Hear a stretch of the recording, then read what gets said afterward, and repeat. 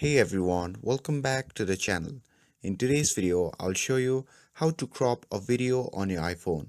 The iPhone, like many other smartphones, have evolved into a powerful tool for editing photos and videos.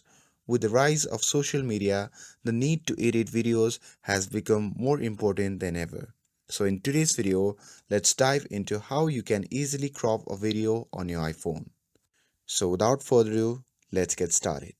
So first thing first, open your Photos app and find the video that you want to crop. And once you have selected the video, if you would like, you can mute the video so you can focus solely on editing process.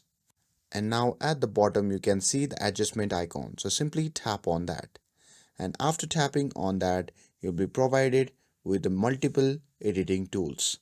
From that tool, you simply need to tap on crop option.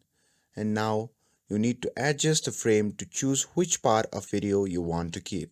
You can drag the corners to crop out unwanted areas. And once you're happy with the crop, you can simply tap on done in the upper right corner and your video will be cropped. And that's it. Now you have successfully cropped a video on your iPhone. And that's it.